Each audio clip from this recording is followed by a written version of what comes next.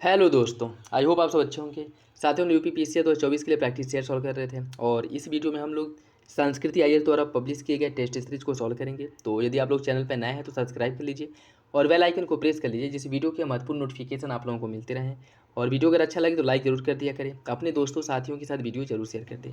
दोस्तों देखिए, अभी यूपी पीसीआर से टेस्ट सीरीज के साथ साथ जो है आर के लिए भी टेस्ट सीरीज पर डे जो है कम से कम 2 टेस्ट सीरीज, एक जीएस फर्स्ट पेपर और एक जीएस सेकेंड पेपर के टेस्ट सीरीज कराए जाएंगे। ठीक है, जिससे कि आर की तैयारी भी अपनी जो है साथ में चलती रहे और उसके लिए टेस्ट सीरीज सॉल्व करना बहुत ज़रूरी है। तो आप लोग क्या सोचते हैं, ये इनिशिएटिव सही है या नहीं, आप लोग कमेंट बॉक्स में ज़रूर बताइएगा। और हाँ, जो नया आपका वार्षिकी घटना चक्र ई दृष्टि करंट अफेयर आया है, उसके पहले पार्ट के रूप में जो वन लाइनर करंट अफेयर है 1 साल का, उसे अपलोड कर दिया गया है। जो लोग वो वीडियो नहीं देखे हैं, जा कर के यूट्यूब पे प्लेलिस्ट में मिल जाएगा, आप लोग देख सकते हैं, या फिर टेलीग्राम चैनल से जो है उस लिंक के माध्यम से देख सकते हैं। ठीक है, बाकी आप लोग जो इस टेस्ट सीरीज को सॉल्व करिए और देखिए आप लोग के कितने क्वेश्चन सही हो रहे हैं। किसी भी क्वेश्चंस में अगर डाउट हो, कन्फ्यूजन हो, कमेंट बॉक्स में कमेंट करके पूछ सकते हैं। ठीक है, तो चलिए इसी के साथ वीडियो की शुरुआत करते हैं। क्वेश्चन नंबर फर्स्ट देखिए, निम्नलिखित में से कौन सा स्थल उत्तर प्रदेश के हेरिटेज सर्किट में शामिल नहीं है? कालिंजर किला, श्रृंगवेरपुर, मगहर या फिर चौरी चौरा शहीद स्थल।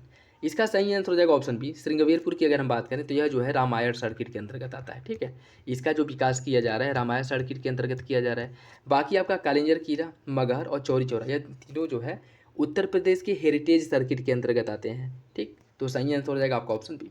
बरुआ सागर झील निम्नलिखित में से किस जिले में स्थित है? देवरिया, महोबा, झांसी या फिर शाहजहांपुर। इसका सही आंसर हो जाएगा ऑप्शन सी, झांसी में स्थित है बरुआ सागर झील। और यह जो झांसी के लगभग 260 साल पुराना यह झील है। झांसी में स्थित जो है 260 साल पुराना झील है। और इसके साथ साथ जो है यहाँ पे चंदेल मंदिरों का निर्माण भी किया गया है। और यहाँ पे जो है शिव पार्वती मंदिर भी देखने को मिल जाएगा, जो आपका गुप्तकालीन मंदिर है। ठीक है, जो गुप्तकालीन मंदिर है। तो जो सही आंसर है वो हो जाएगा आपका ऑप्शन बी, झांसी। थारू जनजाति के संदर्भ में कौन सा विकल्प सही है? यह उत्तर प्रदेश का सबसे बड़ा जनजातीय समूह है। यह ऑस्ट्रेलॉयड नस्ल तथा द्रविड़ परिवार से संबंधित है और यह दीपावली को शोक पर्व के रूप में मनाता है। कूट के हिसाब से सही आंसर का चयन करना है। इसका सही आंसर हो जाएगा ऑप्शन सी, केवल तीसरा सही है, बाकी दोनों विकल्प आपके गलत हैं। उत्तर प्रदेश का सबसे बड़ा जनजातीय समूह की अगर हम बात करें तो वह गोंड है। उत्तर प्रदेश का सबसे बड़ा जनजातीय समूह गोंड हो तो पहला गलत हो जाएगा। और यह ऑस्ट्रेलाइड नस्ल तथा द्रविड़ परिवार से संबंधित है, ये भी आपका गलत है। क्यों? क्योंकि जो थारू जनजाति हैं, इनका जो संबंध है किराता घराने से संबंधित है। ठीक है, यह किराता घराने से अपने आप को संबंधित मानते हैं। उनके मानते हैं कि इनके जो वंशज थे वो किराता थे। तो तीसरा जो है आपका सही हो जाएगा, बाकी पहला दूसरा जो है वो गलत है।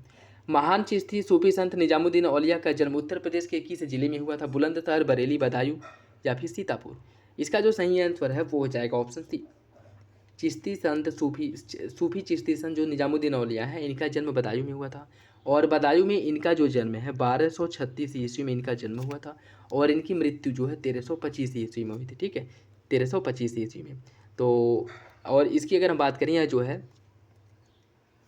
निजामुद्दीन औलिया बाबा फरीद जो हैं इनके शिष्य थे, बाबा फरीद के। ठीक है, ये भी याद रखिएगा, यह बाबा फरीद के शिष्य थे। ऑप्शन सी इसका सही हो जाएगा।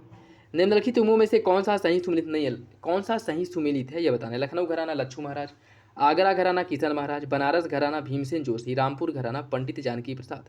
कौन सा विकल्प इसका सही होगा?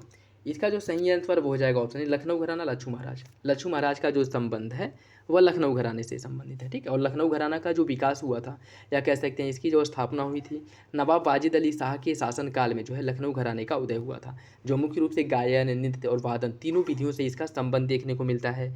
और इससे संबंधित लखनऊ घराने से संबंधित जो महत्वपूर्ण कलाकार हैं उसमें लच्छू महाराज हैं, बिरजू महाराज, बेगम अख्तर, पंडित साखाराम, पंडित अयोध्या प्रसाद, इन लोगों का जो संबंध है वह लखनऊ घराने से। ठीक है, तो ऑप्शन ए आपका सही हो जाएगा। ठीक, बाकी आगरा घराने की अगर हम बात करें तो मुगल काल में मुख्य रूप से आगरा घराने का विकास हुआ था। मुगल काल में आगरा घराने का विकास हुआ था। और इसके जो महत्वपूर्ण कलाकार हैं अलखदास, मलुकदास, उसके साथ साथ फयाज खान, पंडित बिशंबर दयाल, मधुरै रामास्वामी जैसे कलाकार जो है आगरा घराने से संबंधित थे।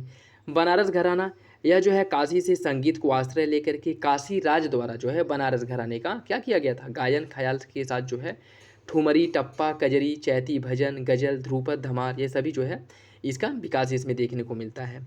और जो बनारस घराने से संबंधित कलाकार हैं वह मुख्य रूप से भैरव प्रसाद मिश्र हो गए, पंडित जानकी प्रसाद हो गए, ठीक है, किशन महाराज हो गए, इन लोगों का जो संबंध देखने को मिलता है वह बनारस घराने से देखने को मिलता है।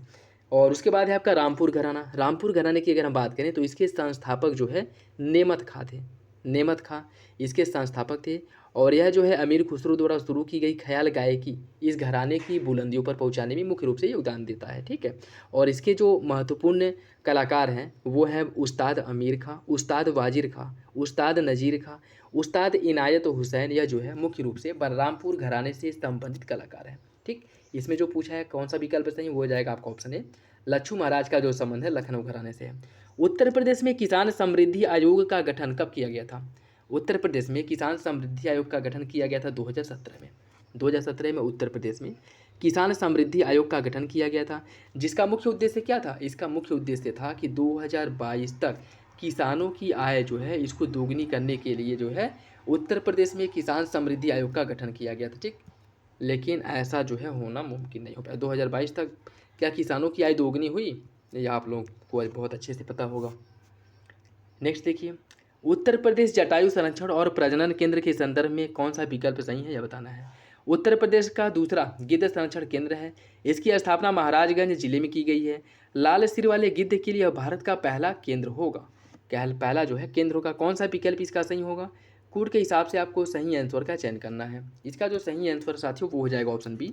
दूसरा और तीसरा सही है, पहला आपका गलत हो जाएगा। ठीक है, जटायु संरक्षण केंद्र की अगर हम बात करें तो उत्तर प्रदेश सरकार द्वारा गिद्ध संरक्षण और प्रजनन के लिए महाराजगंज जिले में फरीदा तहसील में उत्तर प्रदेश के पहले गिद्ध संरक्षण प्रजनन केंद्र की स्थापना की जा रही है। और इसमें क्या कह रहा है कि यह दूसरा है, दूसरा नहीं बल्कि पहला है। ठीक है, तो पहला तो आपका गलत हो जाएगा, बाकी दोनों विकल्प आपके सही हैं। इसका जो स्थापना है महाराजगंज जिले में किया जा रहा है और यह लाल सिर के गिद्ध का भारत का पहला केंद्र होगा, ये भी आपका सही है। तो दूसरा और तीसरा सही हो जाएगा, पहला आपका गलत है। निम्नलिखित में से किसे उत्तर प्रदेश का मुख्यमंत्री बनने से प्रदेश के विधानसभा अध्यक्ष के रूप में कार्य किया था? किसने उत्तर प्रदेश के मुख्यमंत्री बनने से पहले उत्तर प्रदेश विधानसभा के रूप में कार्य किए थे, विधानसभा अध्यक्ष के रूप में कार्य किए थे? कमलापति त्रिपाठी, त्रिभुवन नारायण सिंह, चंद्रभान गुप्ता या फिर श्रीपति मिश्र। कौन सा विकल्प इसका सही होगा? इसका जो सही आंसर साथियों वो हो जाएगा आपका ऑप्शन डी, श्रीपति मिश्र। ऑप्शन डी इसका सही है। ठीक, श्रीपति मिश्र। कमलापति त्रिपाठी, इनकी अगर हम बात करें, कमलापति त्रिपाठी यह भारतीय राजनीतिक लेखक, पत्रकार, स्वतंत्रता सेनानी थे। वाराणसी से निर्वाचन क्षेत्र से और यह जो है उत्तर प्रदेश के मुख्यमंत्री और केंद्रीय रेल मंत्री के रूप में कार्य कर चुके हैं। त्रिभुवन नारायण सिंह यह भी जो है उत्तर प्रदेश में मुख्यमंत्री के रूप में कार्य कर चुके हैं। इसकी अगर एक सेकेंड, त्रिभुवन नारायण सिंह की अगर हम बात करें तो यह जो है पहले केंद्रीय मंत्री फिर मुख्यमंत्री बने और उसके बाद जो है इन्हें राज्यपाल बनाया गया था। ठीक है, और उसके बाद है आपके चंद्रभान गुप्त। चंद्रभान गुप्त जो है भारत के प्रसिद्ध स्वतंत्रता सेनानी थे। 1926 ईस्वी में उत्तर प्रदेश कांग्रेस और अखिल भारतीय कांग्रेस कमेटी के सदस्य भी बने थे और कई विभागों की अध्यक्षता भी इनके द्वारा की गई थी। और यह भी जो है 1960 से लेकर के 1963 तक उत्तर प्रदेश के मुख्यमंत्री रहे थे। ठीक है, बाकी जो उत्तर प्रदेश विधानसभा के अध्यक्ष थे वह त्रिपति मिश्रा थे। निम्नलिखित में से कौन उत्तर प्रदेश सरकार द्वारा प्रारंभ की गई नंदिनी कृषक समृद्धि योजना का उद्देश्य है? उन्नत बीजों की खरीद के लिए सब्सिडी देना, मोटे अनाज के उत्पादन को प्रोत्साहन देना, मवेशियों का नस्ल सुधार और दुग्ध उत्पादन को बढ़ावा देना, मिट्टी की उर्वरता बढ़ाने के लिए प्राकृतिक खाद को प्रोत्साहन देना। कौन सा विकल्प इसका सही होगा? इसका जो सही आंसर साथियों वो हो जाएगा ऑप्शन सी, मवेशियों का नस्ल सुधार और दुग्ध उत्पादन को बढ़ावा देने के लिए उत्तर प्रदेश सरकार द्वारा नंदिनी कृषक समृद्धि योजना की शुरुआत की गई थी। और इसकी शुरुआत कब की गई थी? इसकी शुरुआत जो है सितंबर 2023 में इसकी शुरुआत हुई थी। ठीक है, तो सही आंसर क्या हो जाएगा? ऑप्शन सी हो जाएगा। अंतर्राष्ट्रीय चावल अनुसंधान परिषद की शाखा उत्तर प्रदेश के निम्नलिखित में से किस जिले में खोली गई है? प्रयागराज, वाराणसी, लखनऊ या फिर गौतम बुद्ध नगर। इसका जो सही आंसर है वो हो जाएगा ऑप्शन बी, वाराणसी में। वाराणसी में खोली गई है। इंटरनेशनल राइस रिसर्च इंस्टीट्यूट जो फिलीपींस है इसकी एक क्षेत्रीय शाखा जो है आपकी वाराणसी में खोली गई है। ठीक है, ऑप्शन सी बी इसका सही हो जाएगा।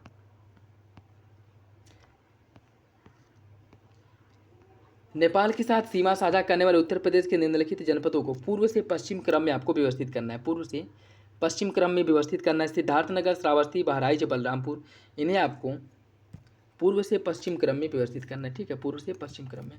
इसकी अगर हम बात करें तो पहले आ जाएगा आपका सिद्धार्थनगर, बलरामपुर, श्रावस्ती और बहराइच। ठीक है, इसका सही आंसर हो जाएगा आपका ऑप्शन ए, 1 4 2 3, 1 4 2 3। और उत्तर प्रदेश की अगर हम बात करें तो उत्तर प्रदेश जो है नेपाल के साथ लगभग 570 किलोमीटर की सीमा जो है बाउंड्री साझा करता है।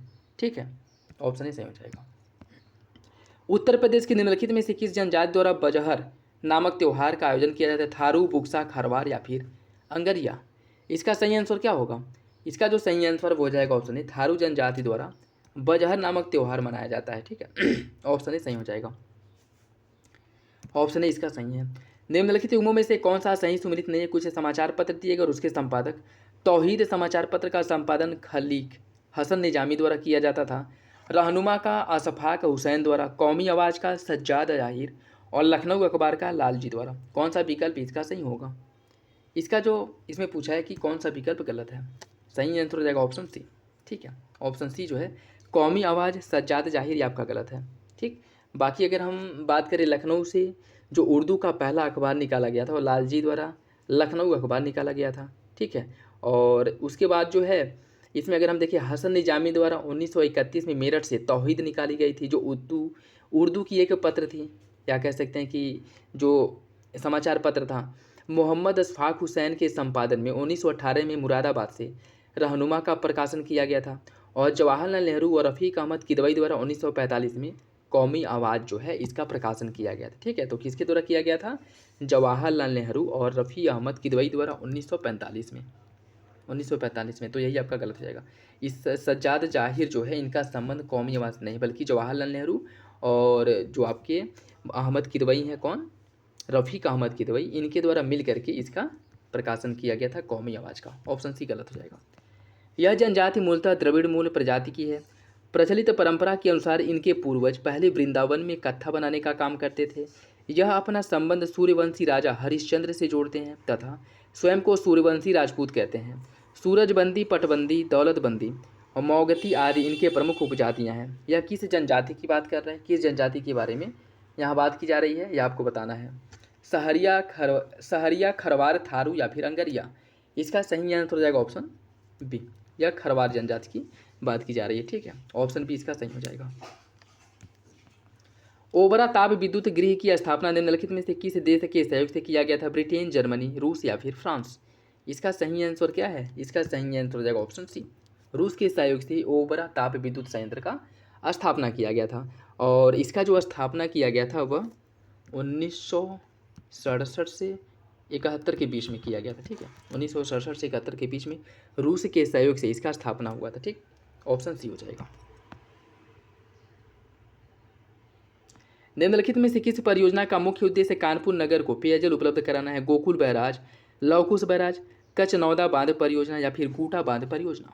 इसका सही आंसर है ऑप्शन बी, लवकुश बैराज का जो मुख्य उद्देश्य है जो आपका कानपुर नगर है इसको पेयजल आपूर्ति उपलब्ध कराना। ऑप्शन बी सही हो जाएगा। ठीक है, तो ऑप्शन बी सही हो जाएगा।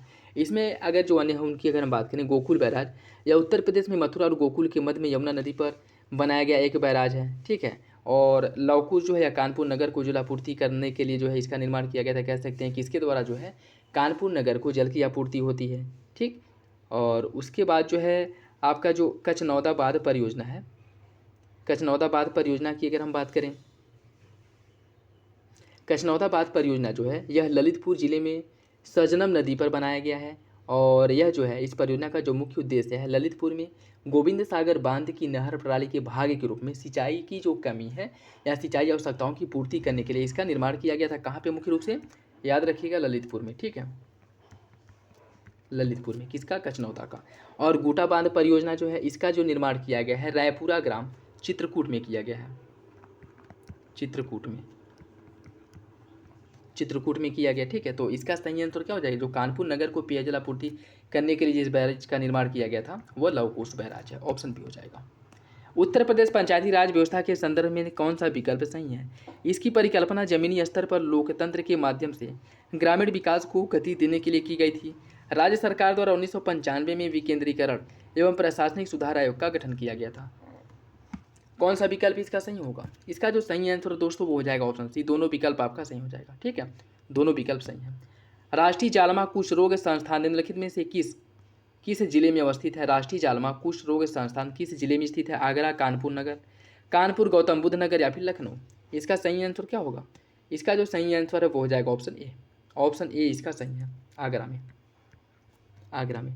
देखिए राष्ट्रीय ज्वालामुखी कुष्ठ एवं अन्य माइक्रोबैक्टीरियल रोग संस्थान जो है NJILOMD, इसका जो स्थापना है 1976 में किया गया था। कब किया गया था? 1976 में इसका स्थापना किया गया था। और कहाँ पे किया गया था? आगरा में किया गया था। ठीक, ये भी याद रखिएगा, आगरा में किया गया था। सही आंसर हो जाएगा ऑप्शन ए। निम्नलिखित में से किस वर्ष उत्तर प्रदेश के सभी कार्यालयों में राजभाषा हिंदी को अनिवार्य कर दिया गया था? 1962, 64, 1966 या फिर 1968? इसका सही आंसर क्या होगा? इसका जो सही आंसर है वो हो जाएगा ऑप्शन डी, 1968 में। 1968 में देखिए उत्तर प्रदेश राजभाषा अधिनियम 1951 की धारा 2 के तहत यह प्रावधान किया गया था कि उत्तर प्रदेश की समस्त जो राजकीय प्रयोजन है, राजकीय कार्य हैं, वह देवनागरी अर्थात हिंदी में की जाएंगी।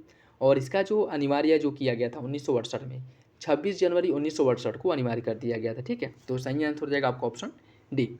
और इसकी अगर हम बात करें, जो हिंदी का उल्लेख किया गया है अनुच्छेद 343 सब क्लॉज फर्स्ट में इसका उल्लेख किया गया है। ठीक है, अनुच्छेद 343 सब क्लॉज फर्स्ट में। ठीक, ऑप्शन डी इसका सही हो जाएगा।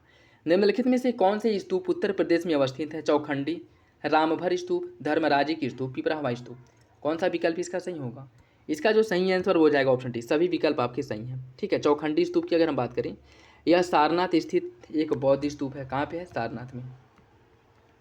सारनाथ में स्थित बौद्ध स्तूप है। रामभर स्तूप जो है यह उत्तर प्रदेश के कुशीनगर जिले में स्थित है। कहाँ पे? कुशीनगर जिले में। यह मिलान करने के लिए पूछ सकता है, तो आप लोग याद रखिएगा कि कौन सा स्तूप जो है किस जिले में स्थित है। ठीक है, धर्मराजे की स्तूप, धर्मराजे की स्तूप की अगर हम बात करें, यह भी जो है आपके सारनाथ में ही स्थित है, धर्मराजे की स्तूप भी। पिपरावा स्तूप जो है यह सिद्धार्थनगर जिले में स्थित है। कहाँ पे है? सिद्धार्थनगर जिले में, सिद्धार्थनगर में। तो सही आंसर हो जाएगा आपको ऑप्शन डी, सभी विकल्प आपके सही, अर्थात सभी स्तूप जो है यह उत्तर प्रदेश में आपको देखने को मिल जाएंगे। निम्नलिखित में से कौन सा 2011 की जनगणना के अनुसार राज्यों का उनके जनसंख्या घनत्व के आधार पर सही आरोही क्रम है? अरुणाचल प्रदेश, सिक्किम, मिजोरम, हिमाचल प्रदेश? आपको बताना है कि कौन सा विकल्प इसका सही होगा। और दूसरा है आपका अरुणाचल प्रदेश, मिजोरम, सिक्किम, हिमाचल प्रदेश, या फिर मिजोरम, अरुणाचल प्रदेश, हिमाचल प्रदेश, सिक्किम, या अरुणाचल प्रदेश, हिमाचल प्रदेश, सिक्किम, मिजोरम? इसका जो सही आंसर हो जाएगा ऑप्शन बी, अरुणाचल प्रदेश, मिजोरम, सिक्किम और हिमाचल प्रदेश। ठीक है, ऑप्शन बी इसका सही हो जाएगा। 2011 की जनगणना के अनुसार निम्नलिखित में से किस राज्य की जो दशकीय जनसंख्या वृद्धि दर है वो ऋणात्मक है? मणिपुर, त्रिपुरा, नागालैंड या फिर मिजोरम? इसका सही आंसर जो है वो हो जाएगा ऑप्शन सी, नागालैंड की जो जनसंख्या है वह 2011 में निगेटिव थी। ठीक है, नकारात्मक में गई थी, मतलब इसकी जनसंख्या में कमी हुई थी। 2011 की जनगणना के अनुसार निम्नलिखित में से किस राज्य या फिर केंद्र शासित प्रदेश में शिशु लिंगानुपात सबसे अधिक है? अंडमान निकोबार द्वीप समूह, अरुणाचल प्रदेश, मिजोरम या फिर मेघालय? देखिए इसकी अगर हम बात करें, इसका जो सही आंसर है वो हो जाएगा ऑप्शन बी, अरुणाचल प्रदेश में, अरुणाचल प्रदेश में। ठीक है, जनसंख्या की लैंगिक संरचना का जो आकलन करने के लिए हम लिंग अनुपात के माध्यम से इसका उल्लेख करते हैं। और इसमें अगर भारत के लिंग अनुपात की बात की जाए तो भारत का जो वर्तमान में या 2011 की जनगणना के अनुसार जो लिंग अनुपात है वह 943 है। ठीक है, 943 है। और जिसमें अगर हम देखें 2001 में लिंगानुपात कितनी थी? 933 थी। तो लिंगानुपात में कितनी वृद्धि हुई है? 10 की वृद्धि हुई है। ठीक है, उसके साथ साथ भारत में जो सबसे अधिक लिंगानुपात है वो केरल राज्य का है, और सबसे कम जो लिंगानुपात है वो हरियाणा का है, ये भी याद रखिएगा। और भारत में 0 से 6 आयु वर्ग के मध्य जो शीर्ष लिंगानुपात वाले राज्य हैं वह कौन सा है? अरुणाचल प्रदेश इस मामले में पहले नंबर पर है। अरुणाचल प्रदेश, जहाँ का जो लिंगानुपात है 972 है। ठीक, इन सभी राज्यों की बात हो रही है। ठीक है, इन सभी राज्यों में अरुणाचल प्रदेश पहले नंबर पे 972 है, मिजोरम का 970 है, छत्तीसगढ़ का है 969, केरल का है 964 और असम का है 962। ठीक है, सही आंसर जो है वो हो जाएगा आपका ऑप्शन बी, शिशु लिंग अनुपात के मामले में अरुणाचल प्रदेश में कितना है? 972 पहले नंबर पे है। नेक्स्ट देखिए, इसमें सूची फर्स्ट को सूची सेकेंड से सम्मिलित करना है। कुछ राज्य दिए गए और साक्षरता दिया गया है और उसे जो है आपको सम्मिलित करना है। बात करें अगर मिजोरम की, मिजोरम की जो साक्षरता है वो कितनी है? मिजोरम की जो साक्षरता है वह है आपकी 91%। ठीक है, गोवा की साक्षरता 88.7% है। ठीक, उसके बाद है हिमाचल प्रदेश जिसकी साक्षरता 82.8 और त्रिपुरा की साक्षरता 87.2% है। ठीक है, इसका जो सही आंसर है वो हो जाएगा आपका option 1, 2, 4, 3, option C, option C हो जाएगा। ठीक, ऑप्शन सी हो जाएगा। और इसके बारे में अगर हम देखें, साक्षरता की जो गणना है 7 वर्ष के ऊपर की आयु वर्ग के रूप में की जाती है। ठीक है, इस साक्षरता की अगर गणना की जा रही है तो उसमें किसको काउंट किया जाएगा? जिनकी आयु 7 वर्ष से ऊपर है उनको इसमें काउंट किया जाता है। और इस मामले में मिजोरम की जो साक्षरता 91% है, गोवा की साक्षरता 88.70%। त्रिपुरा और हिमाचल प्रदेश की कम था, त्रिपुरा की कितनी है 87.22% और हिमाचल प्रदेश की 82.8%। 2011 की जनगणना के अनुसार 2001 की तुलना में 2011 की जनगणना के अनुसार 2001 की तुलना में 2011 में भारत के शिशु लिंग अनुपात में कितने अंकों का परिवर्तन हुआ है? 8 अंक की कमी, 8 अंक की वृद्धि, 10 अंक की कमी या फिर 10 अंक की वृद्धि। इसका सही आंसर क्या होगा? इसका जो सही आंसर वो हो जाएगा ऑप्शन ए, 8 अंक की कमी। ठीक, 8 अंक की कमी हुई है। और इसमें अगर हम देखें 2011 की जनगणना के अनुसार भारत का लिंग अनुपात 943 है और 2001 में 0 से 6 आयु वर्ग में जो लिंग अनुपात था वह 919 था। ठीक है, 919 था और वर्तमान समय में इसमें 8 अंकों की कमी हो गई है। कितना हो गया है? 911 हो गया है। ठीक है, तो सही आंसर जो है वो हो जाएगा आपका ऑप्शन ए, ऑप्शन ए हो जाएगा। ठीक, एक सेकेंड, इसमें देखिए वर्तमान समय में जो शिशु लिंगानुपात है 0 से 6 आयु वर्ग का जो लिंगानुपात है वह है 919 है। ठीक, जबकि 2001 की जनगणना के अनुसार जो शिशु लिंगानुपात था वह 927 था। तो इसमें कमी देखने को मिल रही है। ठीक है, कमी हुई है। वर्तमान में कितना है? 919 है। ठीक है, 2011 की जनगणना के अनुसार। 2011 की जनगणना के अनुसार निम्नलिखित में से किस राज्य में ग्रामीण जनसंख्या का जो प्रतिशत है वो न्यूनतम है? केरल, मिजोरम, गोवा या फिर तमिलनाडु। इसका सही आंसर हो जाएगा ऑप्शन बी, गोवा में। 2011 की जनगणना के अनुसार निम्नलिखित राज्यों को जनसंख्या के आधार पर आरोही क्रम में व्यवस्थित कीजिए। मिजोरम, सिक्किम, नागालैंड या फिर अरुणाचल प्रदेश। इन्हें जो है आपको कूट के हिसाब से व्यवस्थित करना है। देखिए इसमें जो है सबसे पहले आपका सिक्किम आ जाएगा, उसके बाद मिजोरम, फिर अरुणाचल प्रदेश और फिर नागालैंड। ऑप्शन डी हो जाएगा। ठीक है, ऑप्शन डी इसका सही है। स्वतंत्रता के पश्चात निम्नलिखित में से किस दशक में भारत 10 की जनसंख्या वृद्धि दर सबसे अधिक थी? भारत की जो 10 की जनसंख्या वृद्धि दर है किस ईयर में जो है सबसे अधिक थी? 51 से 61, 61 से 71, 71 से 81 या फिर 81 से 91। इसका सही आंसर क्या होगा? इसका जो सही आंसर वो हो जाएगा ऑप्शन बी, 61 से 71 के बीच में। 61 से 71 के बीच में। अगर हम बात करें 51 से 2001 के मध्य में भारत की जो जनसंख्या वृद्धि दर है लगभग 66.7% हुई है। ठीक है, और 2011 में भारत की जनसंख्या जो है लगभग 121.08 करोड़ हो गई थी 2011 की जनगणना के अनुसार। ठीक है, और वर्तमान में भारत की जनसंख्या वृद्धि दर 17.70% है, जबकि वार्षिक वृद्धि दर अगर पूछ ले तो वो है 1.64%। ठीक, ये भी याद रखिएगा। 2011 की जनगणना के अनुसार निम्नलिखित में से किस राज्य में पुरुष स्त्री साक्षरता अंतर जो प्रतिशत है वो सबसे अधिक है? राजस्थान, झारखंड, छत्तीसगढ़ या फिर उत्तर प्रदेश। इसका जो सही आंसर है वो हो जाएगा आपका ऑप्शन ए, राजस्थान में। राजस्थान में सबसे अधिक जो है देखने को मिलता है। इसमें अगर हम बात करें, इसमें भारत की साक्षरता दर जो 28.33 थी 2011 में, यह जो है बढ़कर के 73। 1951 में भारत में जो साक्षरता दर थी वह 18.33% थी और यह बढ़ करके 2011 में 73% हो गई है। और इसमें भी सबसे अधिक महिला और पुरुष जो हैं इनकी साक्षरता के बीच में सबसे अधिक गैप जो देखने को मिलता है वो राजस्थान में देखने को मिलता है। ऑप्शन है। 2011 की जनगणना के अनुसार शहरी जनसंख्या प्रतिशतता संबंध में निम्नलिखित में से कौन सा राज्यों का सही आरोही अनुक्रम है? केरल, मिजोरम, गोवा, महाराष्ट्र। गोवा, मिजोरम, महाराष्ट्र, केरल। महाराष्ट्र, केरल, मिजोरम, गोवा या फिर मिजोरम, गोवा, महाराष्ट्र, केरल। इसका सही आंसर हो जाएगा ऑप्शन सी, महाराष्ट्र, केरल, मिजोरम और गोवा। ऑप्शन सी हो जाएगा। 2011 की जनगणना के अनुसार 2001 से 11 के दशक में महिला साक्षरता दर में कितने अंकों की वृद्धि हुई है? इसमें जो है 10.93 अंक की वृद्धि हुई है। ठीक है, 10.9 अंक की वृद्धि देखने को मिली है। ठीक, तो सही आंसर हो जाएगा आपका ऑप्शन सी। 2011 की जनगणना के अनुसार निम्नलिखित में से किस राज्य में लिंग अनुपात न्यूनतम है? किस राज्य का जो लिंग अनुपात है वह न्यूनतम है? सिक्किम, पंजाब, मणिपुर, राजस्थान। इसका सही आंसर हो जाएगा ऑप्शन ए, सिक्किम का। ठीक है, सिक्किम का जो है लिंग अनुपात वह न्यूनतम है। सही आंसर हो जाएगा आपका ऑप्शन है। 2011 की जनगणना के अनुसार निम्नलिखित में से कौन सा सबसे अधिक ग्रामीण जनसंख्या वाले राज्यों का सही आरोही क्रम है? ग्रामीण जनसंख्या वाले राज्यों का सही जो आरोही क्रम है वो हो जाएगा, देखिए सबसे अधिक ग्रामीण जनसंख्या उत्तर प्रदेश में निवास करती है, उसके बाद बिहार का स्थान था, फिर पश्चिम बंगाल, फिर महाराष्ट्र। ऑप्शन सी इसका सही हो जाएगा। 2011 की जनगणना के अनुसार भारत में जनसंख्या घनत्व निम्नलिखित में से कितना है? 2011 के अनुसार भारत का जो जनसंख्या घनत्व है वह कितना है?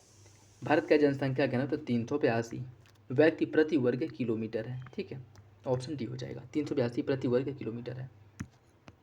2011 की जनगणना के अनुसार निम्नलिखित में से किस केंद्र शासित प्रदेश में साक्षरता दर सबसे अधिक है? पुदुचेरी, दिल्ली, चंडीगढ़ या फिर लक्षद्वीप? इसका सही आंसर हो जाएगा ऑप्शन डी, लक्षद्वीप में जो साक्षरता है केंद्र शासित राज्यों में वो सबसे अधिक है। ठीक है। और वर्तमान समय में अगर हम लक्षद्वीप की साक्षरता की बात करें, वर्तमान में अगर लक्षद्वीप की साक्षरता की बात करें तो वह 91.8% है। ठीक, ऑप्शन डी हो जाएगा। निम्नलिखित राज्यों को उनके लिंग अनुपात के अनुसार अवरोही क्रम में व्यवस्थित कीजिए। आंध्र प्रदेश, तमिलनाडु, मेघालय, छत्तीसगढ़, इन्हें जो है अवरोही क्रम में व्यवस्थित करना है। देखिए इसकी अगर हम बात करें, इसमें तमिलनाडु, आंध्र प्रदेश, फिर छत्तीसगढ़, फिर मेघालय आ जाएगा, ऑप्शन डी। ठीक, ऑप्शन डी इसका सही हो जाएगा।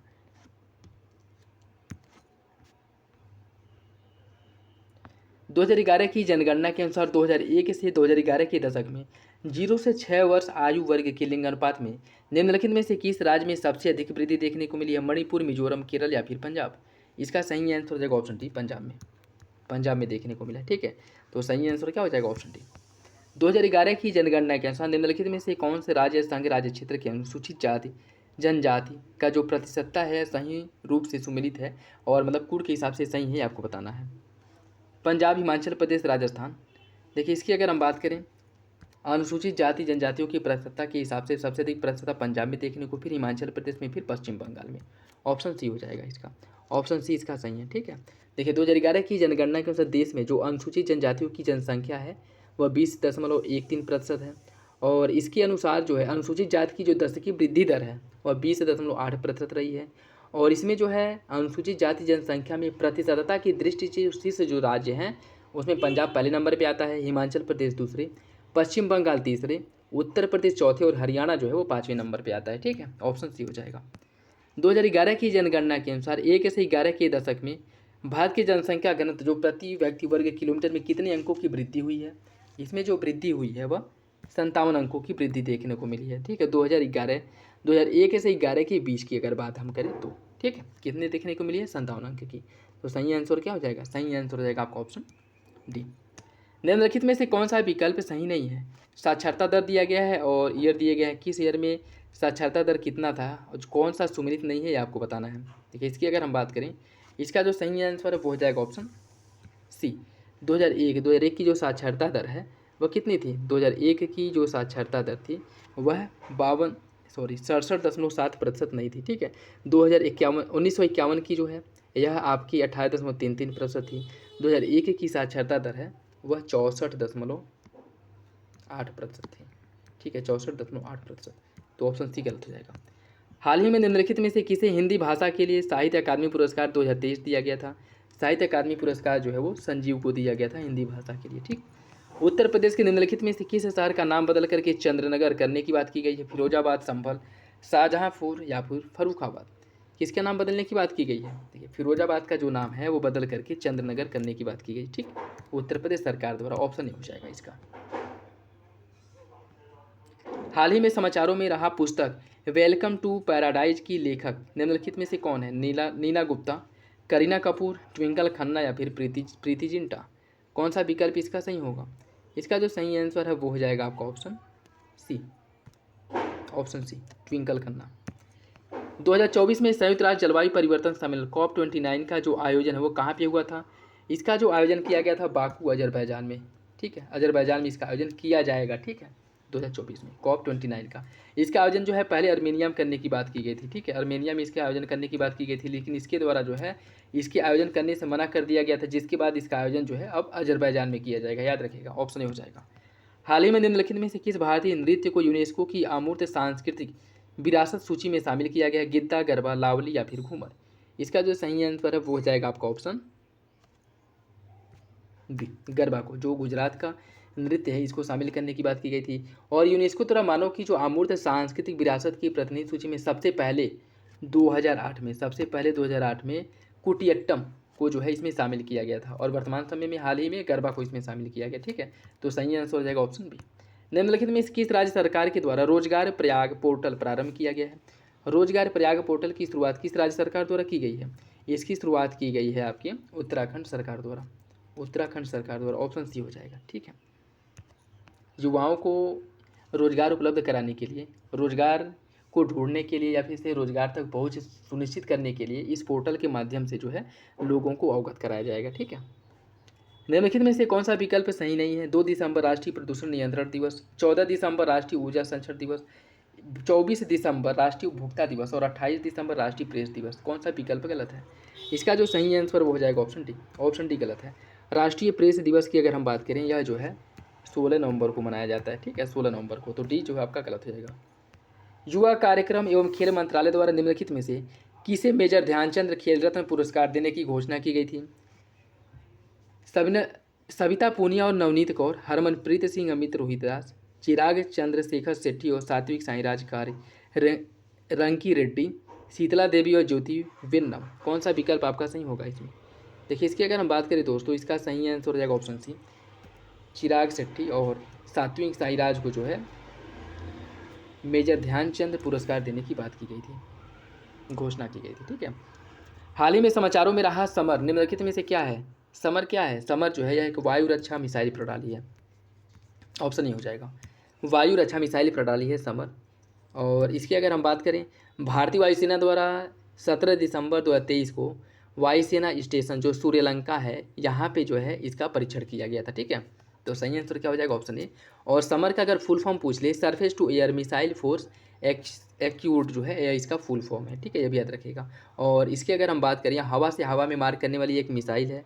ठीक, हवा से हवा में मार करने वाली मिसाइल है और इसकी गति जो है 2 से लेकर के 2.5 मैक की गति से जो है यह अपने लक्ष्य को भेज सकता है। निम्नलिखित में से कौन भारतीय नौसेना में युद्धपोत की कमान संभालने वाली पहली महिला अधिकारी बनी है? यह बनी है प्रेरणा देवस्थली। ऑप्शन बी हो जाएगा। सर्वोदय महामंदिर, स्वरवेद महामंदिर के संदर्भ में कौन सा विकल्प सही है? यह महर्षि वाल्मीकि की शिक्षाओं और उनके उपदेशों का प्रतीक है। इसकी दीवारों पर स्वरवेद के 4000 दोहे अंकित किए गए हैं। दोनों में से कौन सा विकल्प आपका सही होगा? कोड के हिसाब से सही आंसर का चयन करना है। इसका सही आंसर हो जाएगा ऑप्शन बी। दूसरा सही है, पहला गलत है। ठीक है, इसका अगर हम बात करें, इसका जो शिलान्यास है कहाँ पे? वाराणसी में इसका क्या किया गया था? वाराणसी में इसका उद्घाटन किया गया था। तो और दूसरा आपका सही, पहला गलत है। महर्षि वाल्मीकि के शिक्षाओं का नहीं, स्वरवेद मंदिर की अगर हम बात करें तो यह जो है यह इस पर उपनिषद, महाभारत, रामायण, गीत आदि की जो प्रसंग है वह देखने को मिलता है इसमें। ठीक है, और यह जो है मुख्य रूप से महर्षि वाल्मीकि की शिक्षाओं से संबंधित नहीं है। ठीक, तो सही आंसर जो है वो हो जाएगा आपका ऑप्शन बी। दूसरा सही है, पहला गलत है। उत्तर प्रदेश में राज्य का पहला थारू जनजाति संग्रहालय कहाँ पे बनाया जाएगा? यह बनाया जाएगा आपके बलरामपुर में। ठीक है, बलरामपुर में, जो इमिलिया, बलरामपुर का इमिलिया कोडर ग्राम है यहाँ पे बनाया जाएगा। नेक्स्ट देखिए, इसमें सूची फर्स्ट को सूची सेकंड से सम्मिलित करना है। कुछ परियोजनाएं दी गई और नदी दिया गया है। कौन सी परियोजना किस नदी पर है उससे आपको सम्मिलित करना है। बात करें अगर मेजाप जलाशय या बेलन नदी पे इसका निर्माण किया गया, अहरौरा, गरई नदी, ललितपुर, शहजाद और राजघाट बेतवा। सही आंसर हो जाएगा आपका ऑप्शन है 1, 2, 3, 4, सभी विकल्प सही हैं। निम्नलिखित में से कौन सी उत्तर प्रदेश की सबसे पुरानी नहर प्रणाली है? उत्तर प्रदेश की सबसे पुरानी नहर प्रणाली कौन है? यह जो है पूर्वी यमुना नहर है। पूर्वी यमुना नहर उत्तर प्रदेश की सबसे पुरानी नहर प्रणाली है, जिसका निर्माण जो है 1830 में किया गया था। ठीक है, 1830 में। उत्तर प्रदेश में सिंचाई के निम्नलिखित साधनों को सिंचित क्षेत्र के अनुसार और वही क्रम में व्यवस्थित कीजिए। नदी, तालाब, नहर, नलकूप, कुआं, इन्हें जो है आपको कूट के हिसाब से व्यवस्थित करना है। ठीक है, देखिए इसकी अगर हम बात करें, इसमें सबसे पहले जो सिंचाई होती है उत्तर प्रदेश में सबसे इसमें अगर हम देखें तो इसका सही आंसर जो है ये देखिए, उत्तर प्रदेश में कुल सिंचित क्षेत्र में लगभग 84% कुएं एवं नलकूपों के माध्यम से होता है। ठीक है, कुएं और नलकूप के माध्यम से 84% होता है। ठीक, उसके बाद जो है 15% की सिंचाई जो है नहरों के माध्यम से होती है। नहर के माध्यम से 15% की सिंचाई होती है। उसके बाद सर्वाधिक सिंचाई जो 74% होती है वह नलकूपों के द्वारा की जाती है। नलकूप, केवल नलकूप की बात करें तो सबसे अधिक नलकूपों के माध्यम से सिंचाई की जाती है। ठीक, उसके बाद जो है इसके बाद नहर के माध्यम से जो की जाती है 15%, कुओं के माध्यम से लगभग 8%, तालाब के माध्यम से सबसे कम सिंचाई होती है। ठीक है, तो इसका जो सही आंसर है आपका वो हो जाएगा आपका ऑप्शन डी। सबसे अधिक सिंचाई होती है नलकूप के माध्यम से, फिर नहर के माध्यम से, फिर कुआं और लास्ट में तालाब वगैरह आ जाते हैं नदी के माध्यम से, जिससे सबसे कम सिंचाई होती है। बघेलखंड की लाल मृदा को निम्नलिखित में से किस नाम से जाना जाता है? बघेलखंड की लाल मृदा को पड़ुआ के नाम से जाना जाता है। ठीक है, ऑप्शन बी हो जाएगा इसका, ऑप्शन बी इसका सही है। निम्नलिखित में से कौन सा बांध सजनम नदी पर निर्मित किया गया है? सजनम नदी पर जो बांध का निर्माण किया गया है, कौन सा बांध है? यह बांध है कचनौदा बांध, कचनौदा बांध। ठीक है, और इसका जो निर्माण है ललितपुर में किया गया है। अभी इस ऊपर जो है हम लोग इसके बारे में क्वेश्चन डिस्कस भी किए हैं, और इसका बांध का निर्माण सजनम नदी पर किया गया। और मुख्य रूप से यह गोविंद सागर बांध की जो नहर प्रणाली है, इनको अंतिम रूप से इनके जल का उपयोग सिंचाई कार्य में कैसे किया जाए, इसके लिए जो है इसका निर्माण किया गया था। तो ऑप्शन बी हो जाएगा। एका आंदोलन के संदर्भ में कौन सा विकल्प सही है? इसका जो प्रमुख कारण है, लगान में अत्यधिक वृद्धि थी। इसका नेतृत्व उमराव सिंह भाटी ने किया था और यह असहयोग आंदोलन के साथ ही समाप्त हो गया था। कौन सा विकल्प इसका सही होगा? इसका सही आंसर हो जाएगा ऑप्शन बी। पहला और तीसरा सही है, दूसरा गलत है। ठीक है, पहला तीसरा सही, दूसरा गलत है। इसकी अगर हम बात करें एका आंदोलन, इसके जो प्रमुख नेता थे वो मदारी पासी थे, मदारी पासी। ठीक है, न कि उमराव सिंह भाटी। तो दूसरा आपका गलत जाएगा, बाकी पहला तीसरा सही है। और ये भी याद रखिएगा, इसकी जो शुरुआत है 1921 में हुई थी, 1921 में। ठीक, यह एक प्राचीन मंदिर का नगर है। रामायण तथा महाभारत जैसे ग्रंथों में भी इसका उल्लेख मिलता है। इसे जैन धर्म के 22वें तीर्थंकर भगवान नेमिनाथ की जन्मस्थली माना जाता है और यहाँ पिछले 400 वर्षों से लगातार पशु मेले का आयोजन किया जा रहा है। यह किसकी बात कर रहा है? गढ़मुक्तेश्वर, ददरी, नौचंडी या फिर बटेश्वर? देखिए, इसका जो सही आंसर है वो हो जाएगा ऑप्शन डी, बटेश्वर, बटेश्वर। देवगढ़ के 10 अवतार मंदिर के बारे में निम्नलिखित कथनों पर विचार कीजिए। यह मंदिर भगवान विष्णु को समर्पित है। इसका निर्माण पंचायतन शैली में किया गया है और यह 5 जैन तीर्थंकरों की मूर्ति स्थापना का उल्लेख भी यहाँ पे मिलता है। कौन सा विकल्प इसका सही होगा? इसका सही आंसर साथियों ऑप्शन ए। पहला दूसरा सही है, तीसरा आपका गलत है। ठीक है, तीसरा जो है वो गलत है। देखिए, अगर हम बात करें कहोम का जो मंदिर है उत्तर प्रदेश के देवरिया जिले में स्थित है, जिसका निर्माण स्कंदगुप्त के शासनकाल में कराया गया था। यहाँ पर 5 जैन जो तीर्थंकर हैं इनकी मूर्तियों का निर्माण किया गया है। ठीक है, न कि देवगढ़ के 10 अवतार मंदिर में। तो याद रखिएगा, जो 5 जैन तीर्थंकर की मूर्ति का निर्माण किया गया है वह कहोम, जो आपका कहोम मंदिर उत्तर प्रदेश के देवरिया जिले में स्थित है, यहाँ पर देखने को मिलता है। ठीक है, तो पहला दूसरा सही है, तीसरा गलत। निम्नलिखित में से कौन सनदपिया के उपनाम से ठुमरी की बंदिशें तैयार करते थे? बंदे अली खां, कोदऊ सिंह, वाजिद अली शाह या फिर बिंदा दिन? इसका सही आंसर है ऑप्शन डी, बिंदा दिन, बिंदा दिन द्वारा तैयार किया जाता था। ठीक है, ऑप्शन डी। लखनऊ के प्रसिद्ध कढ़ाई शिल्प चिकनकारी के संदर्भ में निम्नलिखित कथनों पर विचार कीजिए। इसे प्रारंभ करने का श्रेय बेगम नूरजहां को जाता है और इसमें ब्लॉक प्रिंटिंग का प्रयोग किया जाता है। इसमें कपड़ों पर मुख्यतः पशु पक्षियों की आकृति का अंकन किया जाता है। कौन सा विकल्प जो है चिकनकारी के बारे में सही है? चिकनकारी के बारे में सही आंसर जो है वो हो जाएगा आपका ऑप्शन है। पहला दूसरा सही है, तीसरा गलत है। पहला दूसरा जो है सही है, तीसरा गलत है। इसमें अगर हम बात करें तो इसमें मुख्य रूप से फूल से संबंधित आकृतियाँ जैसे पंखुड़ी, उसकी पत्ती, इनका अंकन जो है मुख्य रूप से कपड़े पर किया जाता है, न कि पशु पक्षियों का। ठीक है, तो पहला दूसरा सही हो जाएगा, तीसरा गलत। नेक्स्ट देखिए, इसमें आपको बताना है कौन सा सही सुमेलित नहीं है, कौन सा विकल्प जो है सही नहीं है।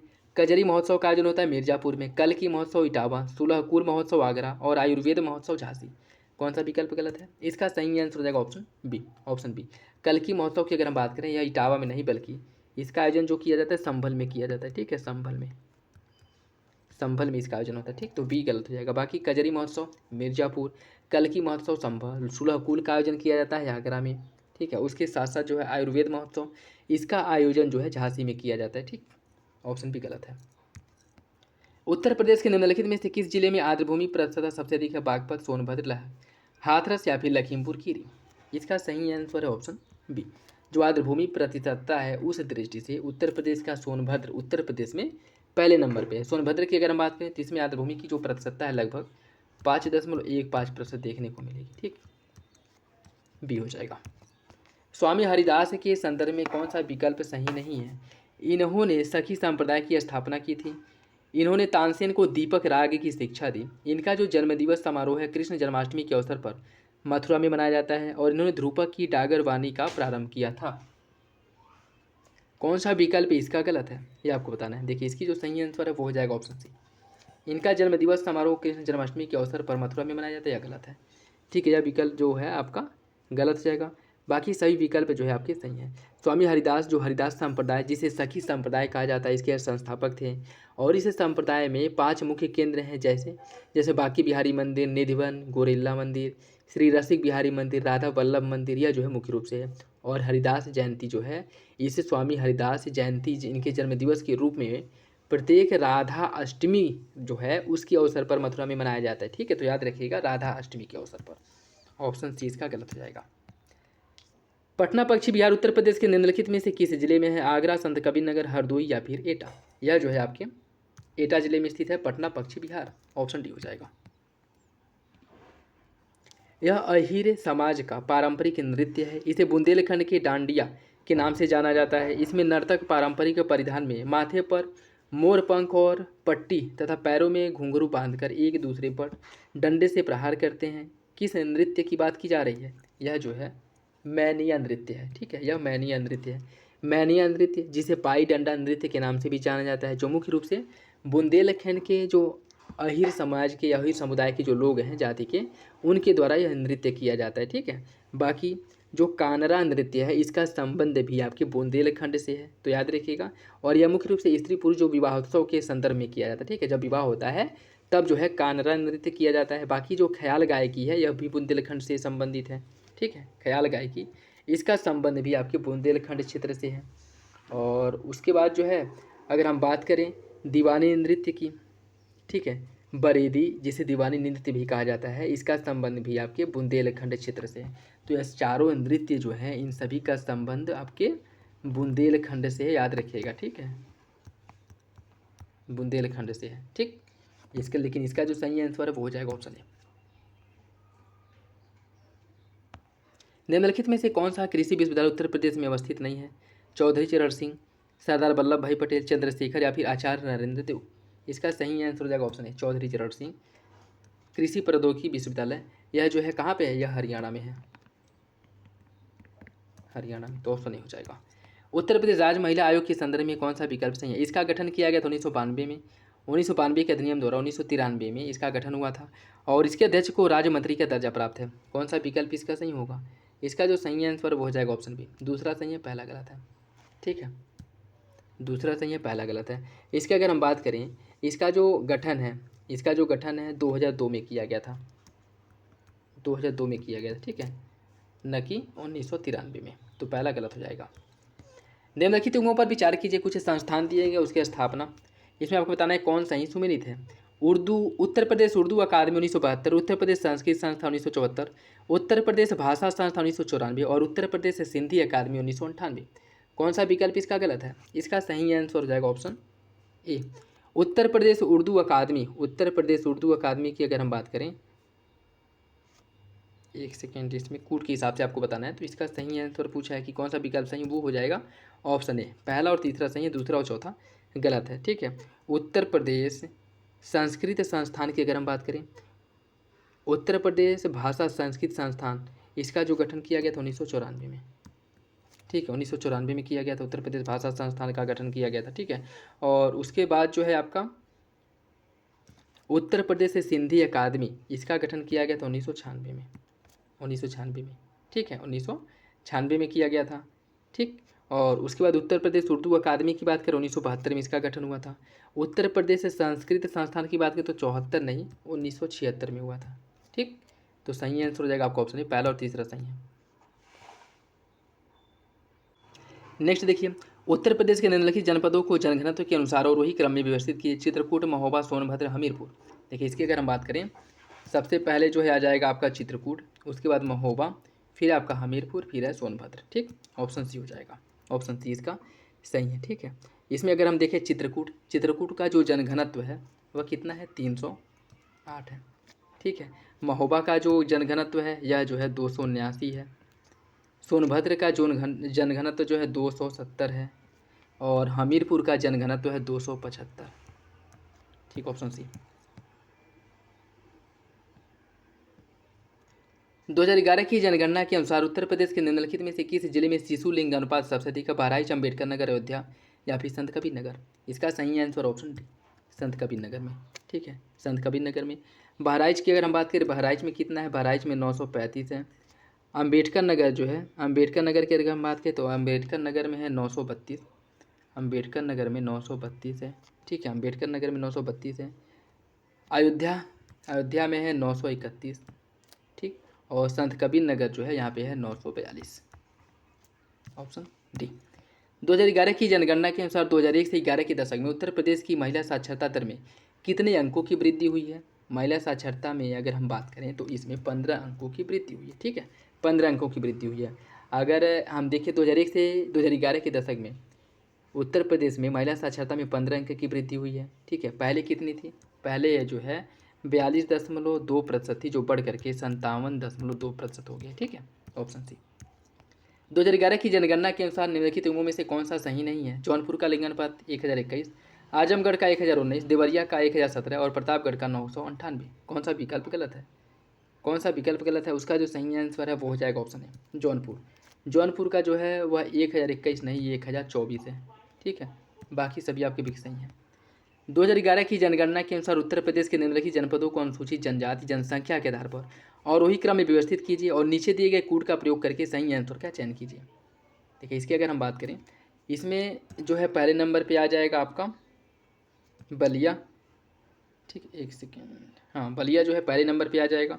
उसके बाद जो है देवरिया है, फिर कुशीनगर है, फिर ललितपुर में। ठीक है, और इसमें अगर हम बात करें और वही क्रम में जो अनुसूचित जनजातियों की जनसंख्या के आधार पर, तो ललितपुर में जो है कितना है?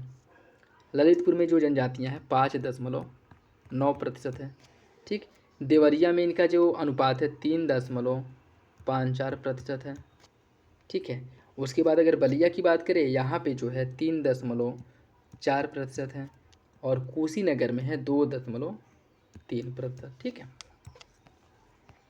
2011 की जनगणना के अनुसार उत्तर प्रदेश का जो जनसंख्या घनत्व है, इस दृष्टि से देश के राज्यों में कौन सा स्थान है? तीसरा, चौथा, पाँचवा या फिर छठा? बताइए इसका सही आंसर क्या होगा? इसका सही आंसर हो जाएगा दोस्तों ऑप्शन बी। ठीक, ऑप्शन बी हो जाएगा, अर्थात चौथे नंबर पे है बिहार। इसमें अगर हम जनघनत्व के मामले में देखें तो बिहार पहले नंबर पे 1106। उसके बाद पश्चिम बंगाल है जिसका जनघनत्व 1028 है, फिर केरल है 860। और देखिए ये जनघनत्व जो है मिला वो करने के लिए, क्रम से लगाने के लिए यूपी जो आर का पेपर हुआ था उसमें आप लोगों को ये क्वेश्चन देखने को मिलेगा।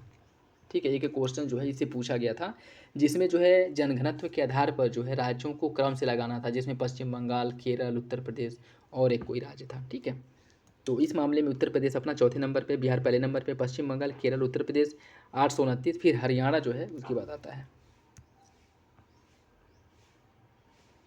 नेक्स्ट देखिए, 2011 की जनगणना के अनुसार उत्तर प्रदेश के निम्नलिखित में से किस जिले की दशकीय जनसंख्या वृद्धि दर सबसे कम है? बलरामपुर, कानपुर नगर, देवरिया या फिर बहराइच? इसका सही आंसर है ऑप्शन बी, कानपुर नगर। कानपुर नगर की। ठीक है, अगर हम उत्तर प्रदेश के शीर्ष 5 जो 10 की वृद्धि दर वाले जिलों की बात करें तो उसमें गौतम बुद्ध नगर पहले नंबर पे है, गाजियाबाद है दूसरे नंबर पे, श्रावस्ती है तीसरे नंबर पे, बहराइच चौथे और बलरामपुर पाँचवें है। ठीक है, ऑप्शन बी हो जाएगा। 2011 की जनगणना के अनुसार निम्नलिखित में से कौन उत्तर प्रदेश के सर्वाधिक महिला साक्षरता वाले जिले हैं? और इन्हें जो है अवरोही क्रम में आपको लगाना है। ठीक है, इन्हें अवरोही क्रम में लगाना है। देखिए इसकी अगर हम बात करें, पहले नंबर पे लखनऊ, गौतम बुद्ध नगर, औरैया, गाजियाबाद। ऑप्शन डी जो है इसका सही हो जाएगा। और महिला साक्षरता की दृष्टि से उत्तर प्रदेश का जो पहला जिला है जो पहले नंबर पे आता है वो है आपका कानपुर नगर। कानपुर नगर, ठीक है, जहाँ पे महिला साक्षरता जो है 75.1% है। दूसरे नंबर पे लखनऊ है, तीसरे नंबर पे है गौतम बुद्ध नगर, चौथे नंबर पे औरैया और पाँचवें नंबर पे गाजियाबाद है महिला साक्षरता के मामले में। ठीक है, ऑप्शन डी। 2011 की जनगणना के अनुसार उत्तर प्रदेश में 1 से 11 के दशक में 0 से 6 आयु वर्ग के लिंगानुपात में कितने अंकों की कमी हुई है? इसमें जो है जो कमी देखने को मिली है 14 अंक की कमी देखने को मिली। ठीक है, 14 अंक की इसमें कमी देखने को मिली है। ठीक, या कितना था? इस जो है 916 था जो कम होकर के 902 हो गया है। ठीक, ऑप्शन सी।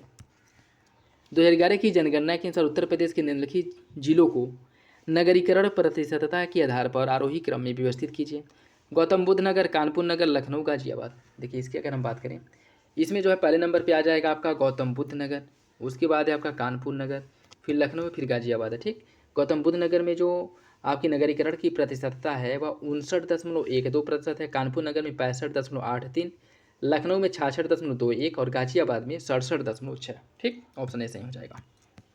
2011 की जनगणना के अनुसार उत्तर प्रदेश में 1 से 11 के दशक में जनसंख्या घनत्व में कितने अंकों की वृद्धि हुई है? जनसंख्या घनत्व में वृद्धि की अगर हम बात करें तो इसमें 139 की वृद्धि हुई है जनसंख्या घनत्व में। ठीक है, जनसंख्या घनत्व में ऑप्शन सी आपका सही हो जाएगा। ठीक, 2001 से 11 में जो जनसंख्या घनत्व की अगर हम बात करें तो वर्तमान में कितना हो गया 829, पहले कितना था 690।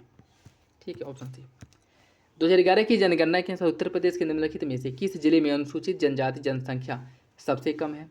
सबसे कम ये जो अनुसूचित जनजाति जनसंख्या है वो देखने को मिलेगी आपको बागपत नगर में। ठीक है, बागपत में सबसे कम है। ठीक, और उत्तर प्रदेश में न्यूनतम जो अनुसूचित जनजातियों की जनसंख्या वाले जो जिले हैं उसमें बागपत नगर पहले नंबर पे है। उसके बाद कन्नौज दूसरे नंबर पे आता है। ठीक है, बदायूं आता है तीसरे नंबर पे। बदायूं के बाद एटा है, औरैया है, और उसके बाद फिर आपका कासगंज है जो आता है छठे नंबर पे। ठीक है, ऑप्शन सी हो जाएगा इसका। दोस्तों वीडियो अगर अच्छा लगे तो लाइक ज़रूर कर दिया करें और अपने दोस्तों साथियों के साथ वीडियो ज़रूर शेयर कर दें। और किसी भी क्वेश्चंस को लेकर के कोई डाउट हो कमेंट बॉक्स में कमेंट करके पूछ सकते हैं। नेक्स्ट देखिए, 2011 की जनगणना के अनुसार 1 से 11 के दशक में उत्तर प्रदेश की औसत दशकीय जनसंख्या वृद्धि दर निम्नलिखित में से कितनी रही है? इसकी जो जनसंख्या है 20.22% रही है। ठीक है, यह उत्तर प्रदेश की बात कर रहा है। ठीक है, ऑप्शन भी हो जाएगा। 2011 की जनगणना के अनुसार उत्तर प्रदेश में निम्नलिखित में से किस जिले में महिला साक्षरता दर सबसे कम है? उत्तर प्रदेश में किस जिले में महिला साक्षरता सबसे कम है? बदायूं, रामपुर, बलरामपुर या फिर श्रावस्ती? इसका सही आंसर क्या होगा? इसका सही आंसर हो जाएगा ऑप्शन डी, श्रावस्ती में। ठीक है, अगर न्यूनतम महिला साक्षरता की बात करें तो सबसे कम है श्रावस्ती में 34.8%। दूसरे नंबर पे बलरामपुर आता है जहाँ पे 38.43% है, यहाँ पे 34% है। उसके बाद आता है आपका बहराइच, फिर आता है बदायूं, बदायूं में जो है वह 39% है। उसके बाद है आपका रामपुर जहाँ पर 40% है, 40.1 है। ठीक है, तो इसका जो सही आंसर है वो हो जाएगा ऑप्शन डी, श्रावस्ती। 2011 की जनगणना के अनुसार उत्तर प्रदेश के निम्नलिखित में से किस जिले में ग्रामीण जनसंख्या सबसे अधिक है? ग्रामीण जनसंख्या जो है सबसे अधिक देखने को मिलेगी आपको आजमगढ़ में। आजमगढ़ में ग्रामीण जनसंख्या जो है सबसे अधिक। उत्तर प्रदेश में न्यूनतम ग्रामीण जनसंख्या वाले जिलों की अगर हम बात करें तो वह जो है गौतम बुद्ध नगर, महोबा, हमीरपुर, चित्रकूट, बागपत है। और उत्तर प्रदेश में जो है सबसे अधिक ग्रामीण जनसंख्या की बात करें तो पहले नंबर पर इलाहाबाद आता है, फिर आजमगढ़, जौनपुर, सीतापुर और गोरखपुर। ठीक है, दोनों याद रखिएगा, अधिकतम और न्यूनतम। 2011 की जनगणना के अनुसार उत्तर प्रदेश में 0 से 6 वर्ष आयु वर्ग में जो लिंग अनुपात है वह कितना है? इसमें जो लिंग अनुपात है आपको 902 देखने को मिलेगा। ठीक, 902 अभी ऊपर हम लोग डिस्कस किया है, ऑप्शन हो जाएगा। उत्तर प्रदेश के निम्नलिखित जिलों को क्षेत्रफल के अनुसार आरोही क्रम में व्यवस्थित कीजिए। गाजियाबाद, शामली, भदोही, बागपत, इन्हें जो है आपको आरोही क्रम में व्यवस्थित करना है। ठीक है, देखिए इसकी अगर हम बात करें इसमें पहले नंबर पर आ जाएगा आपका गाजियाबाद। गाजियाबाद जो है पहले नंबर पर आ जाएगा। ठीक, उसके बाद है आपका भदोही, उसके बाद आ जाएगा शामली, फिर बागपत नगर। ठीक है, ऑप्शन सी हो जाएगा इसका, 87 का सी हो जाएगा। देखिए उत्तर प्रदेश में अगर सर्वाधिक क्षेत्रफल वाले जिले की बात करें तो लखीमपुर खीरी है जिसका कुल क्षेत्रफल 7,680 वर्ग किलोमीटर है। न्यूनतम क्षेत्रफल वाला जिला हापुड़ है। ठीक, और उत्तर प्रदेश में जिलों का जो क्षेत्रफल है इसके अनुसार से आरोही क्रम में अगर इसमें हम देखें तो गाजियाबाद जिसका क्षेत्रफल 910 वर्ग किलोमीटर, भदोही 1015, शामली 1212 और बागपत 1321। ठीक, ऑप्शन सी हो जाएगा। 2011 की जनगणना के अनुसार उत्तर प्रदेश के निम्नलिखित में से किस जनपद में लिंगानुपात सबसे कम है? गौतम बुद्ध नगर, कानपुर नगर, औरैया या फिर हमीरपुर? इसका सही आंसर साथियों ऑप्शन ए, ऑप्शन ए था गौतम बुद्ध नगर में। और सी से लिंगानुपात वाले अगर राज्यों की बात करें तो जौनपुर उत्तर प्रदेश में पहले नंबर पर है, फिर आजमगढ़, फिर देवरिया, प्रतापगढ़ और फिर सुल्तानपुर। और न्यूनतम लिंगानुपात में गौतम बुद्ध नगर पहले नंबर पर है, फिर बागपत और हमीरपुर आते हैं, फिर कानपुर, बादा, मथुरा या तीसरे नंबर पर आते हैं औरैया और जालौन। ठीक, ऑप्शन हो जाएगा। 2011 की जनगणना के अनुसार उत्तर प्रदेश के निम्नलिखित में से किस जिले में अनुसूचित जाति प्रतिशतता सबसे अधिक है? कौशाम्बी, सीतापुर, हरदोई, उन्नाव? इसका सही आंसर साथियों ऑप्शन डी, कौशाम्बी में। कौशाम्बी में। ठीक है, प्रतिशतता की दृष्टि से अगर हम बात करें तो जनजातियों की सबसे अधिक जो प्रतिशतता है वो कौशाम्बी में। ठीक है, कौशाम्बी में। और उसके बाद जो है आपका सीतापुर, हरदोई, उन्नाव और रायबरेली आता है। और न्यूनतम अनुसूचित जाति प्रतिशतता की बात करें तो वह बागपत नगर में सबसे कम है, फिर बरेली, फिर बलरामपुर, फिर गौतम बुद्ध नगर। और उत्तर प्रदेश में सबसे अधिक अनुसूचित जाति जनसंख्या की बात करें तो सबसे अधिक है सीतापुर में, प्रयागराज में, फिर आपके हरदोई का नंबर आता है। ठीक है, और उत्तर प्रदेश में अगर न्यूनतम अनुसूचित जाति जनसंख्या की बात करें तो उसमें बागपत नगर, श्रावस्ती, गौतम बुद्ध नगर और महोबा। तो याद रखिएगा जो बागपत है इसमें अनुसूचित जनजाति प्रतिशतता की भी दृष्टि से और जनसंख्या की भी दृष्टि से दोनों ही मामले में सबसे कम है। ठीक है, और नेक्स्ट देखिए 2011 की जनगणना के अनुसार उत्तर प्रदेश में 1 से 11 के दशक में दशकीय जनसंख्या वृद्धि दर में निम्नलिखित में से कितने अंकों की गिरावट देखने को मिली है? इसमें जो गिरावट देखने को मिली थी वह 5.63%। ऑप्शन बी हो जाएगा। हाल ही में राष्ट्रपति द्वारा 3 अपराधी की जो संहिता विधेयक है इनको मंजूरी दी गई है, जिनमें से एक भारतीय नागरिक संहिता द्वितीय संहिता 2023 निम्नलिखित में से किसका स्थान लेगा? ये है कि जो भारतीय नागरिक संहिता किसका स्थान लेगा? या दंड प्रक्रिया संहिता जो है इसका स्थान लेगा। ठीक है, ऑप्शन ए हो जाएगा। 2023 को फोर्ब्स द्वारा जारी विश्व की सबसे ताकतवर महिला की सूची में किसे पहला स्थान प्राप्त हुआ था? पहले नंबर पे जो है वो कौन थी? उर्सुला वॉन डेर लेयन, यह जो है पहले नंबर पे थी। ठीक है। हाल ही में नई दिल्ली में आयोजित खेलो इंडिया पैरा गेम्स, जो खेलो इंडिया पैरा गेम्स 2023 हुआ था, इसमें उत्तर प्रदेश को निम्नलिखित में से कौन सा स्थान प्राप्त हुआ था? उत्तर प्रदेश जो है इसमें अगर हम बात करें तो दूसरे नंबर पे था। ठीक है, दूसरे नंबर पे था उत्तर प्रदेश। हरियाणा पहले नंबर पे था और उत्तर प्रदेश अपना इसमें जो है किस नंबर पे था? दूसरे नंबर पे था। ठीक, तो याद रखिएगा। और उत्तर प्रदेश की अगर हम बात करें तो इसके द्वारा कुल 62 पदक जीते गए थे। ठीक है, कुल 62 पदक जीते गए थे, जिसमें अगर गोल्ड की बात करें तो 25 गोल्ड था। ठीक, रजत की बात करें जो आपका सिल्वर है यह था आपका 23, और उसके बाद जो है ब्रॉन्ज जो है ब्रॉन्ज की संख्या थी 14, और इस हिसाब से जो अपना यूपी है वह दूसरे नंबर पे था। ठीक, 62 गोल्ड के साथ, 62 पदक के साथ। अंतर्राष्ट्रीय हॉकी महासंघ द्वारा निम्नलिखित में से किस खिलाड़ी को प्लेयर ऑफ द ईयर 2023 पुरुष घोषित किया गया है? या घोषित किया गया था हार्दिक सिंह को। ठीक है, हार्दिक सिंह को। हाल ही में समाचारों में रहा आईएनएस संध्यांक, ये निम्नलिखित में से क्या है? आईएनएस संध्यांक जो है क्या है आपको बताना है। देखिए यह जो है एक स्वदेश निर्मित सबसे बड़ा सर्वेक्षण पोत है। ऑप्शन बी हो जाएगा, ऑप्शन बी। WHO द्वारा निम्नलिखित में से किस रोग को उपेक्षित उष्णकटिबंधीय रोग के रूप में मान्यता दी गई है?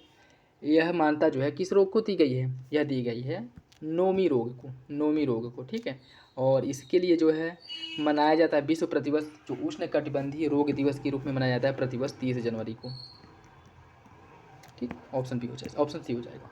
विश्व बैंक की migration and development brief report 2023 के अनुसार निम्नलिखित देशों को विदेशों से संप्रेषित धन प्राप्ति के अवरोही क्रम में इन्हें लगाना है। ठीक है, देखिए इसकी अगर हम बात करें, इसमें सबसे अधिक धन की प्राप्ति होती किसको होती है? भारत रेमिटेंस के रूप में सबसे अधिक प्राप्त करता है, फिर मैक्सिको, उसके बाद आपका चीन है, फिर फिलीपींस है। सी हो जाएगा। अमेरिकी पत्रिका टाइम ने निम्नलिखित में से किसे time person of the year 2023 घोषित किया था? Time person of the year 2023 किसे घोषित किया था? यह जो है टेलर स्विफ्ट को घोषित किया था। ठीक है, ऑप्शन सी। हाल ही में समाचारों में रहा जॉम्बी डियर नामक रोग विश्व के निम्नलिखित में से किस क्षेत्र में प्रसारित हुआ है? जॉम्बी डियर जो है यह अमेरिका में और बहुत ज़्यादा चर्चा में था, सब जो है जॉम्बी बने घूम रहे थे। ठीक है, ऑप्शन सी हो जाएगा, अमेरिका में। निम्नलिखित में से कौन 1 दिसंबर 2023 को मनाया गया विश्व एड्स दिवस की थीम थी? विश्व एड्स दिवस की थीम क्या थी? देखिए इसकी जो थीम थी वो थी समुदायों को नेतृत्व दे, समुदायों को नेतृत्व करने दें। यह जो है विश्व एड्स दिवस की थीम थी। Option D. राष्ट्रीय राजमार्ग 44 जो श्रीनगर को कन्याकुमारी से जोड़ता है उत्तर प्रदेश के निम्नलिखित में से किस जिले से होकर के गुजरता है? आपको बताना है। झांसी, मथुरा, जालौन, ललितपुर। कूट के हिसाब से सही आंसर का चयन करना है। ठीक है, देखिए इसकी अगर हम बात करें, इसका जो आपका सही आंसर है वो हो जाएगा ऑप्शन सी 1 2 4, 1 2 4। ठीक, 1 2 4।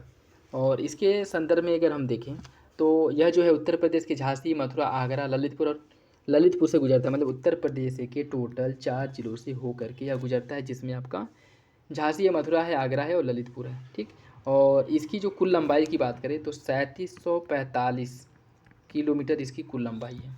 ठीक है, निम्नलिखित में से कौन सा गलत है? अयोध्या का प्राचीन नाम अयाजसा मिलता है, बरसाना का ब्रह्मसारणी, झांसी का बलवंत नगर और मथुरा का कान्हपुर।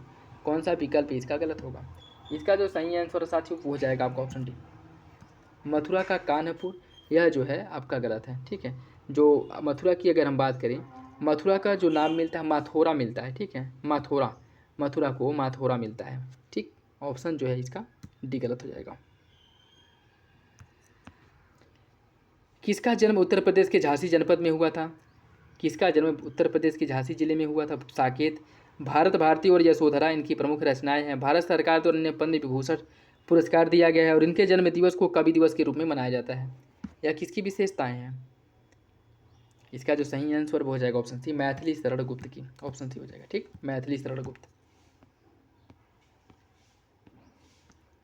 उत्तर प्रदेश सरकार द्वारा नंद बाबा पुरस्कार निम्नलिखित में से किस क्षेत्र में दिया जाता है? नंद बाबा पुरस्कार जो है यह दिया जाता है देसी नस्ल की गायों में जो सर्वाधिक दूध उत्पादन करते हैं उन लोगों को, ठीक है, ऑप्शन बी। उत्तर प्रदेश में स्थित गीता प्रेस द्वारा प्रकाशित की जाने वाली धार्मिक पत्रिका कल्याण, इसका प्रकाशन किस वर्ष से प्रारंभ हुआ, मतलब किस वर्ष से इसका प्रकाशन किया जा रहा है? इसका जो प्रकाशन है यह 1926 से किया जा रहा है, ठीक है, 1926 से, तो याद रखिएगा, इंपॉर्टेंट है। निम्नलिखित में से कौन उत्तर प्रदेश से प्रकाशित पहला हिंदी समाचार पत्र बनारस अखबार 1845 के संपादक थे? इसके पहले संपादक कौन थे? इसके संपादक थे गोविंद रघुनाथ दत्त, ऑप्शन बी हो जाएगा, ठीक, इनके द्वारा इसका प्रकाशन किया जाता था।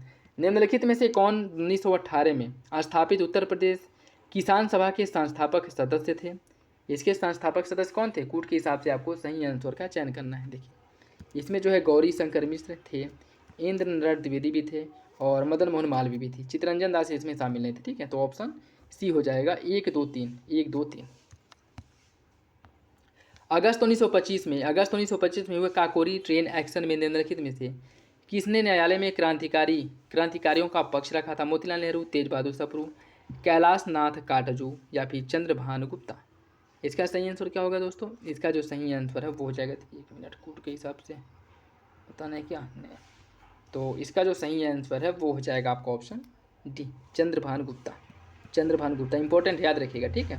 काकोरी ट्रेन एक्शन की बात की जा रही है, इसमें जो है जो विद्रोही थे, कह सकते हैं कि जिनके द्वारा काकोरी ट्रेन एक्शन को अंजाम दिया गया था, उनका पक्ष लेकर के इन्होंने केस लड़ा था। उत्तर प्रदेश की मृदाओं के संदर्भ में कौन सा विकल्प गलत है? भाबर क्षेत्र की मृदाएं कैल्शियम युक्त होने के कारण अत्यधिक उपजाऊ होती हैं। तराई क्षेत्र की मृदा गन्ने और धान की कृषि के लिए उपयुक्त होती हैं। बुंदेलखंड की माड़ या काली मृदा में जीवाश्म तत्व की अधिकता होती है और विंध्य क्षेत्र की मृदाएं सामान्यतः लाल और पीले रंग की होती हैं। कौन सा विकल्प इसका सही गलत है? इसका सही है साथियों ऑप्शन ए। भाबर क्षेत्र की जो मृदाएं हैं वह कैल्शियम युक्त के अत्यधिक उपजाऊ होती हैं, आपका गलत है। यहाँ पे जो है कंकड़ पत्थर टाइप की मृदाएं पाई जाती हैं, जहाँ पे नदियाँ जब आती हैं पर्वतीय क्षेत्रों से तो भाबर क्षेत्र में नदियाँ विलुप्त हो जाती हैं, ठीक, और आगे जाकर के तराई क्षेत्र में प्रकट होती हैं, ठीक, ऑप्शन ए गलत है। एशिया का पहला डीएनए बैंक उत्तर प्रदेश के किस जिले में स्थापित किया जाएगा? प्रयागराज, वाराणसी, लखनऊ या फिर गौतम बुद्ध नगर? इसका सही आंसर क्या होगा? इसका जो सही आंसर है साथियों प्रयागराज, इसका जो एक सेकेंड आपका सी हो जाएगा, लखनऊ में, ठीक है। एशिया का पहला जो डीएनए बैंक है वह लखनऊ में स्थापित किया जाएगा, ऑप्शन सी हो जाएगा। निम्नलिखित उम्मों में से कौन सा सही सम्मिलित नहीं है? ढाई घाट मेला फर्रुखाबाद, नक कटैया मेला वाराणसी, बेरिया घाट मेला हरदोई, देवा शरीफ मेला बाराबंकी? कौन सा विकल्प गलत है? इसका सही आंसर हो जाएगा आपका ऑप्शन ए। ऑप्शन ए जो है वो गलत हो जाएगा, ठीक है, ऑप्शन ए गलत है। देखिए अगर हम बात करें ढाई घाट मेला का उत्तर प्रदेश में जो मेले का आयोजन होता है, ठीक है, इसमें जो है सबसे अधिक मेले का आयोजन अगर देखें तो वो मथुरा में होता है, ठीक है, मथुरा में सबसे अधिक मेले का आयोजन किया जाता है। मथुरा में जो मेला का आयोजन होता है वो सबसे अधिक होता है। ढाई घाट मेला का जो आयोजन है वह फर्रुखाबाद नहीं बल्कि शाहजहाँपुर में किया जाता है, शाहजहाँपुर में होता है, ठीक है, ढाई घाट मेले का आयोजन, तो पहला आपका गलत हो जाएगा। इंदिरा गांधी नक्षत्रशाला उत्तर प्रदेश के निम्नलिखित में से किस जनपद में अवस्थित है? इंदिरा गांधी नक्षत्रशाला उत्तर प्रदेश के किस जिले में है? या लखनऊ जिले में स्थित है, ठीक है, ऑप्शन डी इसका सही हो जाएगा, ऑप्शन डी इसका सही हो जाएगा। और इसकी आधारशिला जो है 1988 में रखी गई थी, 1988 में इसकी आधारशिला रखी गई थी और 2003 में यह जनता के लिए खोल दिया गया था, ऑप्शन डी हो जाएगा। उत्तर प्रदेश के तराई क्षेत्र में दलदल और मैदान पाए जाते हैं। उत्तर प्रदेश के तराई क्षेत्र में वर्षा अधिक होती है। कौन सा विकल्प इसका सही होगा? इसका जो सही आंसर हो जाएगा ऑप्शन ए। कथन और कारण दोनों से आर्य की सही व्याख्या करता है। उत्तर प्रदेश की पहली चीनी मिल निम्नलिखित में से किस स्थान पर स्थापित की गई थी? उत्तर प्रदेश में पहली चीनी मिल की जो स्थापना है वो की गई थी प्रतापपुर में, ठीक है, प्रतापपुर में उत्तर प्रदेश में पहली चीनी मिल की स्थापना की गई थी। कहाँ पे की गई थी? प्रतापपुर में। तो और यह जो प्रतापपुर की अगर हम बात करें तो यह कहाँ पे है? प्रतापपुर जो है आपकी देवरिया जिले में स्थित है और इसका जो स्थापना है 1903 में किया गया था, ठीक है, ऑप्शन ए। उत्तर प्रदेश निम्नलिखित में से कौन से केन बेतवा लिंक परियोजना से लाभान्वित होने वाले जिले हैं? उत्तर प्रदेश के कौन से जिले केन बेतवा लिंक परियोजना से लाभान्वित होंगे? देखिए इसकी अगर हम बात करें तो झांसी, महोबा, बांदा, ललितपुर ये सभी जिले जो है इससे लाभान्वित होंगे, तो ऑप्शन डी सही हो जाएगा। निम्नलिखित में से किस नदी का उद्गम पीलीभीत स्थित फूलहर झील से होता है? फूलहर झील से जो होता है वह गोमती नदी का उद्गम उत्तर प्रदेश के पीलीभीत के फूलहर झील से होता है, ऑप्शन बी हो जाएगा। उत्तर प्रदेश के भौतिक विभाजन के संदर्भ में कौन सा विकल्प सही है? भाबर क्षेत्र की चौड़ाई पश्चिम से पूर्व की ओर जाने पर कम हो जाती है। भाबर क्षेत्र की चौड़ाई पश्चिम से पूर्व की ओर जाने पर कम हो जाती है। गंगा के मैदान क्षेत्र का जो पश्चिमी भाग है अत्यधिक तीव्र ढाल वाला है और दक्षिण का पठार प्रदेश जो है प्राचीन निज चट्टानों से निर्मित है। कौन सा विकल्प इसका सही होगा? इसका जो सही आंसर है साथियों वो हो जाएगा आपका ऑप्शन डी। सभी विकल्प आपके सही हो जाएंगे, ठीक, ऑप्शन डी सही है।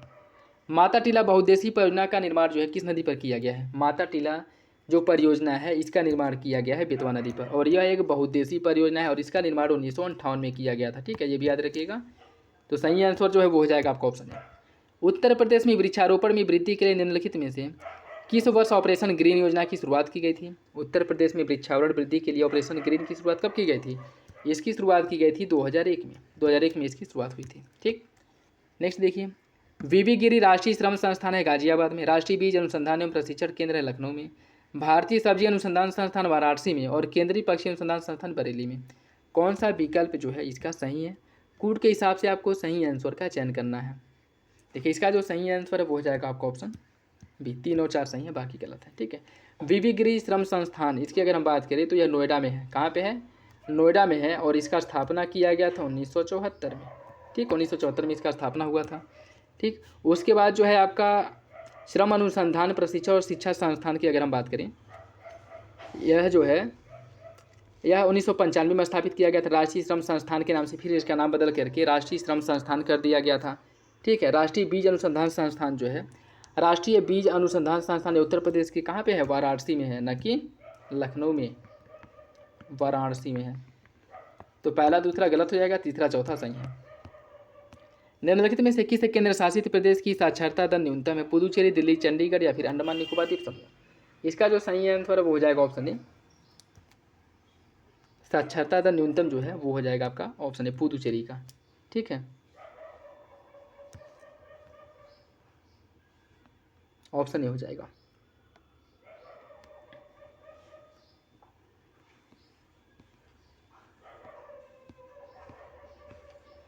दो 2011 की जनगणना के अनुसार निम्नलिखित में से किस राज्य में अनुसूचित जनजाति प्रतिशतता सबसे अधिक है? अनुसूचित जनजाति प्रतिशतता की अगर हम बात करें तो यह सबसे अधिक कहाँ पे है? सबसे अधिक है मिजोरम में, ठीक है, प्रतिशतता की दृष्टि से।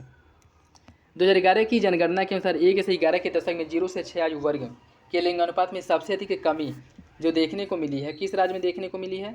यह कमी जो है वो देखने को मिली है आपके जम्मू और कश्मीर में, ठीक है, इंपॉर्टेंट है, ऑप्शन डी हो जाएगा। पॉपुलेशन बॉम्ब नामक पुस्तक के लेखक कौन है? पॉपुलेशन बॉम्ब नामक पुस्तक की रचना किसके द्वारा की गई है? इसकी रचना की गई थी पॉल एरलिच द्वारा। पॉल एरलिच द्वारा इस पुस्तक की रचना की गई थी 1968 में, 1968 में।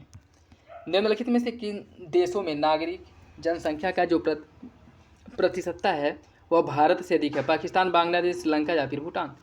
आपको कूट के हिसाब से बताना है। देखिए इसकी जो सही आंसर वो हो जाएगा ऑप्शन सी 1, 2, 4, 1, 2, 4।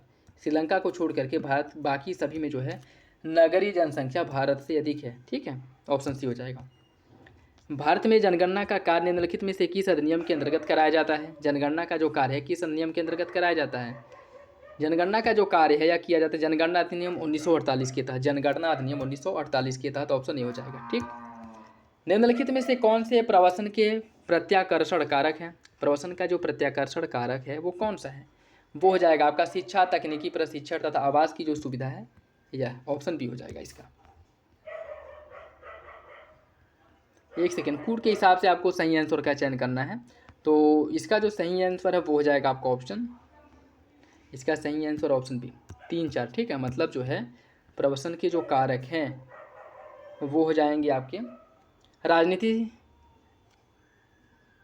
राजनीति हो जाएगा, राजनीति, जाति तथा जो आपके राजनीति, जातियाँ, धार्मिक आधार पर भेदभाव और वैमनस्य एवं शत्रुता, यह जो है प्रवसन का प्रत्याकर्षण का कारक है, ठीक है, प्रत्याकर्षण का 3 और 4। राजनीतिक, जातियाँ हो गई, धार्मिक आधार हो गया, भेदभाव, वैमनस्य और शत्रुता, ठीक, ऑप्शन जो है बी हो जाएगा 3 और 4, बी 3 और 4। निम्नलिखित में से किस महाद्वीप में नगरीकरण प्रतिशतता सबसे अधिक है? नगरीकरण की प्रतिशतता जो है किस महाद्वीप में सबसे अधिक है? एशिया, यूरोप, उत्तरी अमेरिका या फिर अफ्रीका। इसका सही आंसर साथी ऑप्शन सी उत्तरी अमेरिका में। भारत में परिवार नियोजन कार्यक्रम किस वर्ष प्रारंभ किया गया था? परिवार नियोजन कार्यक्रम जो है वो भारत में 1952 में शुरू किया गया था, ऑप्शन ए सही हो जाएगा, ठीक, ऑप्शन ए 1952 में। निम्नलिखित में से कौन सी स्थिति जनसंख्या विस्फोट को अभिव्यक्त करती है? जनसंख्या विस्फोट को कौन सी स्थिति अभिव्यक्त करती है? उच्च जन्मदर एवं निम्न मृत्यु दर जो है यह जनसंख्या विस्फोट की स्थिति को इंडिकेट करती है। ऑप्शन सी हो जाएगा। विश्व जनसंख्या संभावना रिपोर्ट निम्नलिखित में से किस अंतर्राष्ट्रीय संगठन द्वारा जारी किया जाता है?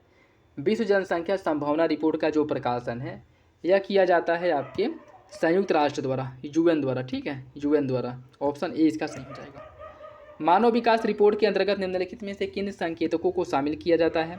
जीवन प्रत्याशा, स्कूली शिक्षा के अपेक्षित वर्ष, स्कूली शिक्षा के औसत वर्ष या फिर सकल राष्ट्रीय आय। कौन सा विकल्प इसका सही होगा? इसका जो सही आंसर हो जाएगा ऑप्शन डी। सभी विकल्प आपके सही हैं। ठीक, ऑप्शन डी हो जाएगा। नेक्स्ट देखिए, उच्च मृत्यु दर निम्न विकास का संकेतक है। नवजात शिशु मृत्यु दर के अंतर्गत 6 माह से कम आयु के शिशुओं की मृत्यु दर की गणना की जाती है। मातृत्व मृत्यु दर में प्रसव के कारण 6 सप्ताह के अंदर होने वाली माताओं की मृत्यु को शामिल किया जाता है। कौन सा विकल्प इसका सही होगा? इसका जो सही आंसर साथियों वो हो जाएगा आपका ऑप्शन बी। 1 और 3 सही है। ठीक, विश्व जनसंख्या दिवस निम्नलिखित में से किस तिथि को मनाया जाता है? विश्व जनसंख्या दिवस जो है यह मनाया जाता है आपका 11 जुलाई को विश्व जनसंख्या दिवस के रूप में मनाया जाता है। No essay on the principles of population के लेखक कौन है? No essay on the principle of population, इस पुस्तक की रचना जो है टी.आर. माल्थस द्वारा की गई थी, माल्थस द्वारा। ठीक है, ऑप्शन बी हो जाएगा। नेक्स्ट देखिए, कुछ जनांकीय संक्रमण की अवस्था दी गई और विशेषता। प्रथम अवस्था या जन्म दर और मृत्यु दर दोनों उच्च होती हैं। द्वितीय अवस्था में जन्म दर और मृत्यु दर में कमी आती है। तृतीय अवस्था में जन्म दर और मृत्यु दर दोनों में कमी आती है। और चतुर्थ अवस्था में जन्म दर और मृत्यु दर दोनों न्यूनतम स्तर पर होता है। कौन सा विकल्प इसका सही होगा? देखिए, इसका जो सही आंसर है वो हो जाएगा आपका ऑप्शन डी। सभी विकल्प आपके सही हैं। ठीक है, सभी विकल्प सही हैं। ऑप्शन डी हो जाएगा। माल्थस ने कृत्रिम साधनों से जनसंख्या नियंत्रण को निम्नलिखित में से क्या माना था? धर्म, अधर्म, पूर्ण या फिर साधन। इसका सही आंसर क्या होगा? इसका जो सही आंसर है वो हो जाएगा आपका ऑप्शन बी, अधर्म। जो कृत्रिम साधन से जनसंख्या का नियंत्रण किया जाता है उसे माल्थस ने अधर्म माना था। Option B. निम्नलिखित कथनों पर विचार कीजिए। जनगणना संघ सूची का विषय है। जनगणना का कार्य गृह मंत्रालय के अंतर्गत संपन्न किया जाता है। जनसंख्या नियोजन एवं परिवार नियंत्रण राज्य सूची के विषय हैं। कौन सा विकल्प इसका सही होगा? इसका सही आंसर साथियों ऑप्शन बी। ऑप्शन बी, पहला दूसरा सही, तीसरा गलत। जनसंख्या नियोजन और परिवार नियोजन नियंत्रण यह राज्य सूची का विषय है, यह गलत है। ठीक है, बाकी पहला दूसरा आपका सही हो जाएगा। निम्नलिखित में से किसे जनांकीकी का जनक कहा जाता है? जनांकीकी का जनक किसे कहा जाता है? इसका जो सही आंसर वो हो जाएगा ऑप्शन डी। जॉन ग्राट जो है इन्हें जनांकीकी का जनक माना जाता है। ठीक है, ऑप्शन डी हो जाएगा। अनुकूलतम जनसंख्या सिद्धांत के संदर्भ में कौन सा विकल्प सही है? इस सिद्धांत का प्रतिपादन एडविन कैनन ने किया था। अनुकूलतम जनसंख्या वह है जिस पर प्रति व्यक्ति राष्ट्रीय आय जो है अधिकतम होती है। कौन सा विकल्प इसका सही होगा? इसका सही आंसर साथियों ऑप्शन सी। दोनों विकल्प आपका सही हो जाएगा। ठीक, दोनों विकल्प सही हो जाएगा। ऑक्सफोर्ड यूनिवर्सिटी प्रेस द्वारा निम्नलिखित में से किस शब्द को 2023 चुना गया था? 2023 चुना गया था किस शब्द को? इसका जो सही आंसर वो हो जाएगा ऑप्शन ए, रिज को। ठीक, ऑप्शन ए हो जाएगा, रिज को। हाल ही में संसद ने 125 वर्ष पुराने निम्नलिखित में से किस अधिनियम में परिवर्तन के लिए विधेयक पारित किया था? किसमें संशोधन किया गया था? यह जो संशोधन किया गया था वह भारतीय डाकघर अधिनियम में किया गया था। ठीक है, भारतीय डाकघर अधिनियम में संशोधन हुआ था। ठीक है, तो ऑप्शन बी जो है सही हो जाएगा। और यह जो है किसमें किया है? 1898 का जो भारतीय डाकघर अधिनियम था इसमें संशोधन हुआ है। हाल ही में निम्नलिखित में से किसे मिस अर्थ 2023 चुना गया था? मिस अर्थ 2023 किसे चुना गया था? देखिए, मिस अर्थ 2023 जो है यह चुना गया था आपके दित्रा जीरी को। Option A. निम्नलिखित में से किसे शांति, निशस्त्रीकरण और विकास के लिए इंदिरा गांधी पुरस्कार 2023 से सम्मानित किया गया था? इंदिरा गांधी पुरस्कार 2023 डेनियल बारेनबोइम और अली अबू अववाद को दिया गया था। ठीक है, ऑप्शन बी हो जाएगा। हाल ही में निम्नलिखित में से किस देश ने तेल उत्पादक देशों के संगठन ओपेक को छोड़ने का निर्णय लिया है? किसके द्वारा यह निर्णय लिया गया कि वह ओपेक को जो है छोड़ देगा? किसने यह घोषणा किया है? अंगोला, नाइजीरिया, अल्जीरिया या फिर संयुक्त अरब अमीरात। देखिए, इसका सही आंसर हो जाएगा ऑप्शन ए, अंगोला ने घोषणा किया है। ठीक, अंगोला ने। दिसंबर 2023 में बंगाल की खाड़ी में आए निम्नलिखित में से किस चक्रवाती तूफान के कारण आंध्र प्रदेश और तमिलनाडु में भयंकर क्षति पहुंची थी? कौन सा चक्रवात आया था? यहाँ पे जो है दिसंबर में जो चक्रवात आया था वो मिचोंग था या माईचोंग, ऑप्शन बी हो जाएगा। हाल ही में भारत के निम्नलिखित में से किस टेनिस खिलाड़ी के इंटरनेशनल हॉल ऑफ फेम में शामिल किए जाने की घोषणा की गई है? हॉल ऑफ फेम में किस टेनिस खिलाड़ी को शामिल करने की बात की गई है? इसमें शामिल किया गया है लिएंडर पेस और विजय अमृतराज को, ऑप्शन सी हो जाएगा। हाल ही में मेघालय की उमरोई में संयुक्त विशेष सशस्त्र बल अभ्यास वज्र प्रहार संपन्न हुआ। यह जो है किन सेनाओं के बीच में था, किस देश की सेना के बीच में हुआ था? भारत और अमेरिका, भारत और अमेरिका, ठीक, ऑप्शन बी हो जाएगा। यूरोप के निम्नलिखित में से किस देश ने दिसंबर 2023 में चीन का जो बेल्ट एंड रोड इनिशिएटिव परियोजना है इसे बाहर होने की घोषणा की थी? इसका जो सही आंसर क्या होगा? इटली, जर्मनी, फ्रांस या फिर पोलैंड? देखिए इसका सही आंसर है ऑप्शन ए। उस समय बहुत ज़्यादा चर्चा में था कि यह मोदी का मैजिक है जिसके कारण जो है इटली ने इस बाहर होने की घोषणा की है, ठीक है, ऑप्शन ए हो जाएगा। नेक्स्ट देखो आज का लास्ट क्वेश्चन। हाल ही में हरमनप्रीत कौर ने इनके नेतृत्व वाली भारतीय महिला क्रिकेट टीम ने निम्नलिखित में से किस देश को टेस्ट मैच में रनों की दृष्टि से सबसे बड़े अंतर से पराजित किया? यह जो है इंग्लैंड को, ऑप्शन डी हो जाएगा, ठीक। तो ये था आज का लास्ट क्वेश्चन जिसमें हम लोग उत्तर प्रदेश के मुख्य रूप से जो यूपी स्पेशल करंट अफेयर है उसके साथ साथ जो है यूपी जीके है और उसके साथ साथ जो आपका जो बजट कह रहे हैं इसमें जो जनगणना है उससे रिलेटेड जो है क्वेश्चंस को देखा गया है, ठीक है। जहाँ से क्वेश्चन वो हर बार पूछे जाते हैं, हर एग्जाम में पूछे जाते हैं, तो अपनी तरफ से कोशिश किया गया कि आपको अच्छे से प्रैक्टिस सेट सॉल्व कराया जाए, उसके साथ साथ कोई डाउट ना रहे। बाकी किसी भी क्वेश्चन को लेकर के कोई डाउट कन्फ्यूजन रहता है तो आप लोग कमेंट बॉक्स में कमेंट करके पूछ सकते हैं, ठीक है। तो चलिए मिलते हैं अगले वीडियो में, तब तक के लिए धन्यवाद।